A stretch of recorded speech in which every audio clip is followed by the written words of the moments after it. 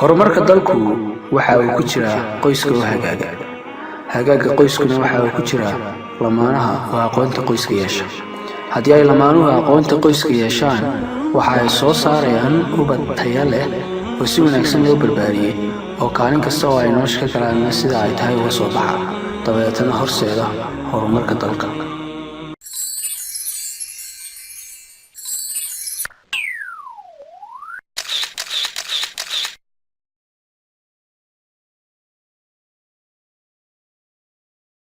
kasbashada iyo isa saameynta togan ee qalbiyadu waa mid looga baahan yahay guud ahaan bulshada, gaar ahaan waxay aad faa'iido badan ugu leedahay lamaanaha isqaba. Sidaa daraadeed maanta waxaynu ka hadli doonaa furayaasha lagu kasbado qalbiyada. Furayaasha lagu kasbado qalbiyadu waa ay badan yihiin, balse waxaynu ka soo qaadan doonaa tobanka ugu muhiimsan. Arrinta koowaad waxa weeye waa la kacabsi. Marba marka uu qofka la kacabsigiisu bato, waxa sii badanaya kolba inta ay dadku jeclaanayaan, waayo Ilaahay ayaa subxaanahu wa ta'aala jeclaada. Ilaahay quraankiisa waxa uu ku leeyahay aayad ay micnaheedu tahay dadka Ilaahay rumeeyay ee falka wanaagsan sameeyay, Ilaahay waxa uu adduunyadan u dhigaa kalgacal. Almacno dadka ayaa jeclaada. Nabigu wuxuu yiri sallallahu alayhi wasallam xadiis micnihiisu ahaa, Ilaahay marka uu adoonkiisa jeclaado, waxa uu u yeeraa Jibriil.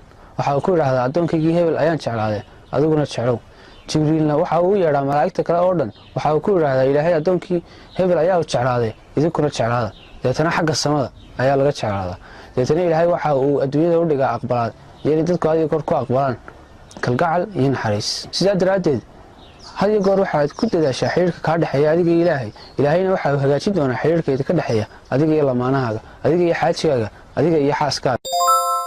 furaha labaad ee isku soo dhaweeya qalbiyadu waxa weeyaan waa dhoolal cadeynta. Dhoolal cadeyntu waxay isku soo dhaweysaa lamaanaha qalbiyadooda, gaar ahaan lamaanaha kala fog. Sidaa daraadeed waxaa la gudboon lamaanuhu inay mar walba isku dhoolal cadeeyaan.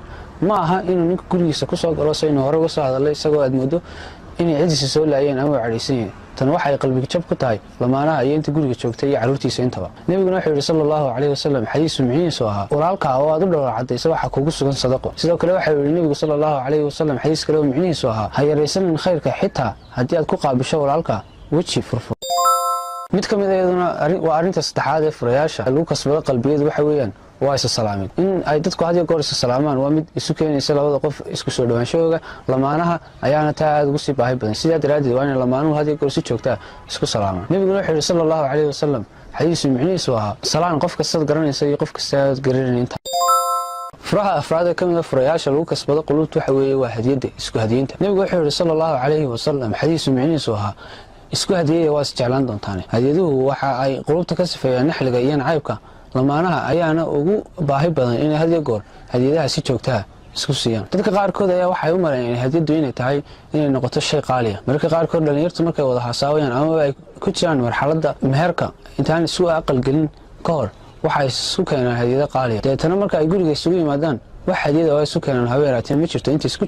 inta isku keentaana aad ayaa u yar. marka qaarkood waxa dhacda haddii la arko nin xaaskiisu ay la socoto deetana gaadhiga daaqadiisa ka furaya, dadku waxa ay moodaanba inay tahay saaxiibadii, iyagoo weydiinaya war gabadhan ma saaxiibad ah, waayo looma baranba in uu ninku hadiyad u keeno ama ninku u jilicsanaado xaaskiisa. arrintaas waa arrin khaldan, waana arrin ka soo horjeeda waxyaabaha kobciya jacaylka. jacaylku waxa uu hadiyo goor u baahan yahay cusboonaysiin. mid ka mid ah waxyaabaha cusboonaysiiyana waxa weeye waa isku hadiyeynta. shardi ma aha inay hadiyadu noqoto shay qaali ah, balse waxay noqon kartaa wax jaban. waxaa muhiim ah inay hadiyadu noqoto hantima guurta ah oo qofka weligii haysanayo. tusaale ahaan, flower yar oo cas, waraaqo yaryar oo ay ku yaalaan hadallo dhaqaajinaya qalbiga qofka iyo mashaacirtiisa waa mid loo baahan yahay. arrinta shanaad ee ka mid ah waxyaabaha furayaasha u ah kasbashada qulubta waxa weeyaan isdhegeysiga iyo in hadal wanaagsan la isku yiraahdo waa mid sida ugu fudud qofka ugu kasban karo qofkan kale, waayo waxay ku tusinaysaa in uu qofkan kale danaynayo. Nabi Maxamed sallallahu alayhi wasallam sidaas ayaa uu ahaan jiray. Nabi Maxamed sallallahu alayhi wasallam haddii loo yeedho madaxa uu u jeedin jiray isagoo dhameystiran ayaa qofka u jeesan jiray. haddii uu qof salaamo gacanta muu sii deyn jirin ilaa uu qofka gacantiisa sii daayo. haddii uu qofka muraad ka yeesho kama dul tagi jirin Nabigu ilaa uu muraadkiisa u dhameystiro. waxaas oo dhan wax ku tusinaya inuu qofkan kale danaynayo. isdhegeysiguna waa mid ku tusinaya inaad qofkan danaynayso. qofka hadiyo goor dhageysato si wanaagsan hadalkiisa ugu fiirsato u dhigato, hadiyo goor qofkaas dadka kale uu kaaga dhawaada. lamaanaha ayaana isaga xaq mudan inay isdhegeystaan. sidaa daraadeed gaar ahaan ragga waxa la gudboon marka ay gabadhu hadlayso inay ka dhageystaan, in aanay ku bartarin, inay u daayaan hadalka ilaa intay dhamaystirayaan. arrinta lixaad ee iyaduna ah waxyaabaha lagu kasbado qalbiyada qofka kale waxa weeye iscaawinta. bani aadamku sidoodaba waxay adoon u yihiin kolba cidii caawisa. haddii aad qof caawiso waxaad hanatay qalbigiisa. mid ka mid ah waxyaabaha la iska caawiyo waxa weeye inaad qofka ka caawiso hawl culus oo ku adkaatay fulinteeda aakhirana waa mid laga abaal marinayo adduunyadana waa mid aad ku helayso faa'iidadeeda nabigu wuxuu yiri sallallahu alayhi wasallam xadiis micnihiisu ahaa ilaahay waxay gaarsiisan tahay inta uu adoonkiisa caawinayo inta uu adoonku adoomaha kala caawiyo arinta toddobaad ee iyaduna ka mid ah waxyaabaha furayaasha waa qalbiyada iyo kasbashadooda waxa weeye waa hablabisnaaga hab muuqaalka qurxoon iyo uduga lamaanuhu hadii goor waxa muhiim ah in isku joogteeyaan hablabiska qurxoon uduga iyo nadaafada iyo wixii la xiriira oo dhan nabi maxamed sallallahu alayhi wasallam sidaas ayaa waxa marka uu guriga soo galo waxa uu ku bilaabi jiray cadeesho gacantiisa waxay ka jilicsanayd marada xariirta ah sidoo kale wajigiisu waxa uu dhalaalayay sida dayaxa iyo cadceeda taasna waxay ku tusinaysaa in nabi maxamed sallallahu alayhi wasallam naftiisa si joogto ah uga shaqeyn jiray arinta sideedaad ee iyaduna ka mid ah waxyaabaha furayaasha u ah kasbashada qulubta waxa weeye malaha wanaagsan iyo israaligelinta joogtada malaha wanaagsan iyo israaligelinta joogtada ahi waa mid looga baahan yahay lamaanaha isqaba haddii marka ay gabadha taleefanka ku hadasho ninku u maleeyo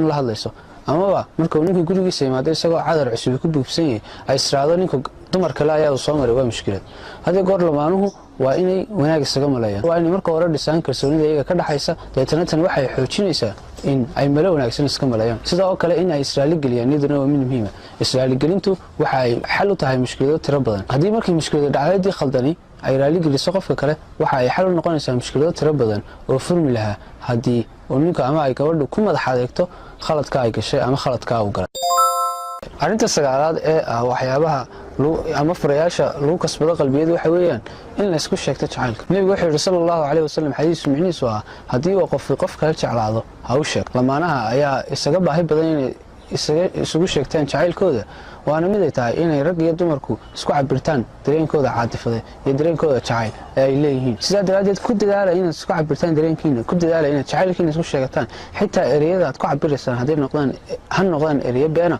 amaba yaana isticmaalin labada qofba inay ku dadaalaan sidii ay jacayladooda iyo caatifadooda dibadda usoo saari lahaayeen ninkana waa loo ogolyahay gabadhana waa loo ogolyahay inay been ka sheegaan caatifada iyo dareenka inay ku cabiraan jacaylkooda iyo dareenkooda ereyo beena nabigu wuxuu yiri sallallahu alayhi wasallam xadiis micnihiisu ahaa beentu gebigeedu waa naga xaraan marka laga reebo 3 meelood meel kamid waxay ahayd marka ay lamaanuhu been isku sheegaan ujeedada ay isugu sheegayaanna ay tahay inay kobciyaan jacaylkooda iyo xiriirkooda ka dhaxeeya hadalladu waxa ay saameyn toos ah ku leeyihiin qalbiyada marka uu ninku ku leeyahay gabadhiisa laanta ma noolaan karo cuntada ayaan iska dhex arkaa ilaa aan adiga kula soo hadlo cuntadayga ma degto iyo waxa la midka ah waxay noqon kartaa been qofka gabadha laanteedu wuu noolaan karaa qofku cuntada gabadha kama dhex arki karo qofku cuntadii way ka degi kartaa isagoo aan gabadhiisa la hadal balse muhiimaddu waxa weeyaan eriyadan waa eriyo lagu talagalay inay mashaacirta dhaqaajiyaan qalbiyada ay la hadlayaan markastoo mashaacirta dhaqaaqdo markastoo la xanxanteeyo qulubta taas waxay kobcinaysaa jacaylka sidaa daraadeed lamaanuhu marnaba ma aha in ay yareystaan inay jacaylkooda isku cabiraan haddii doonaan beenba ha isugu cabiraan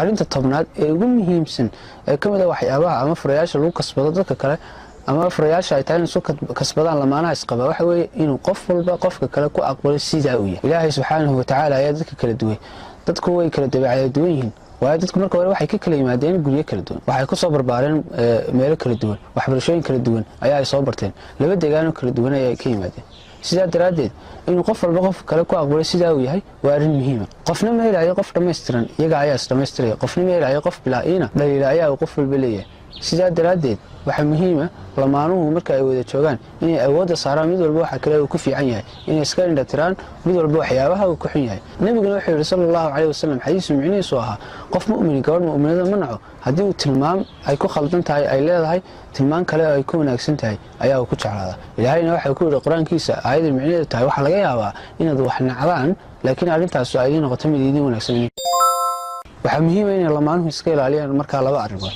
arinta koowaad isaga qiyaas qaadasho in ninku isaga qiyaas qaato gabadha naftiisa oo uu yiraahdo aniguba nin hawlkar ayaan ahay gabadhuba maxay hawlkar noqon weey arinta labaadna waxa weeye in waliba xagga dumarka ha u badnaata ay dumarnimada sidooda haweenku u aqbalaan raggu ma jecla gabadh adag oo qalafsan oo ninka ku soo taagan oo u dhaqanta sida ragga oo kale ilaahay waxa ugu talagalay haweenku inay ka dabacsanaadaan oo ay ka naxariis bataan ragga sidaa daraadeed waxa muhiim ah inay haweenku dabacsanaadaan ilaahay subxaanahu wa tacaala ayaa kala duway dadyaga si ay noloshu dhadhan ugu yeelato sidaa daraadeed in qof walba qofka kale ku aqbalo sidaa uu yahay waa mid ka mid ah furayaasha iyo kasbashada qalbiyada sidoo kale waxa ay meesha ka saartaa in qofka kale dhaawaco jacaylkooduna waxa uu noqdaa jacayl had iyo goor kobca oo kor u socda